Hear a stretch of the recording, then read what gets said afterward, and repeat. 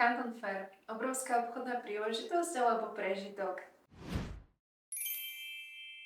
Canton Fair je najväčší čínsky veľtrh a každoročne sa ho zúčastňujú stovky tisíc ľudí z celého sveta. V poslednom období pozorujeme paradoxne zvýšený záujem zo strany slovenských a českých začínajúcich podnikateľov, kým napríklad podnikatelia zo západnej Európy a z Ameriky, z rozvinutého sveta, majú čoraz menší záujem o tento veľtrh.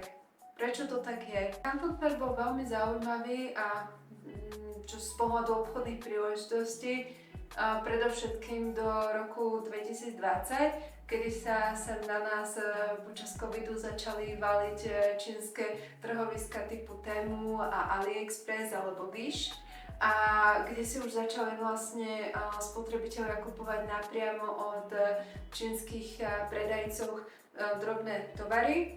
A tým pádom sa odstránili mnohé príležitosti, ktoré ponúkal Canton Fair najmä pre e-shopy alebo začínajúce e-shopy, kde dokázali napríklad slovenské a české firmy vytvoriť e-shop pre jeden produkt, ktorý aktuálne letel, zbadali ho v Číne a vedeli na tom postaviť aspoň krátkodobo zaujímavý biznis projekt. V súčasnosti tieto čínske firmy predávajú tovar napriamo cez už spomínané portály, ktoré cieľia priamo na koncových zákazníkov, a tým pádom je možné presadiť sa na tak konkurenčnom trhu oveľa zložitejšie, a práve preto je veľmi dôležitá špecializácia. Canton Fair trpí tým, že je tam všetko a v podstate nič, pretože snaží sa byť takou výkladnou skriňou toho, čo Čína ponúka, avšak trpí tým, že z každého typu tovarov je tam veľmi málo výrobcov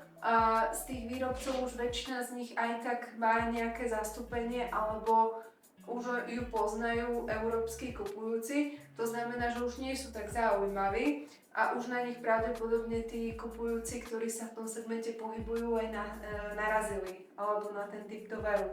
To znamená, že pokiaľ chcete postaviť nejaký nový biznis, odporúčam sa špecializovať, a keď sa špecializujete, tak potrebujete aj špecializovaný veľtrh.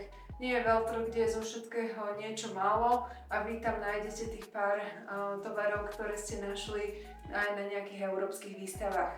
Čiže za mňa, čo ja už som bola na Canton Fairi veľmi veľakrát a už tam ani s firmou nechodíme, kvôli tomu, že tam tie obchodné príležitosti nevidíme, tak za mňa je Canton Fair už prežitkom a podnikanie postavíte na špecializovaných veľtrhoch. Čiže napríklad, ak podnikáte so záhranným nábytkom, nájdete si výstavu, ktorá sa špecializuje len na záhradný nábytok, a tam máte väčšiu šancu, že v tej záplave rozličných možností a výrobcov nájdete to, čo hľadáte a čo potrebujete a na čom viete stavať biznis.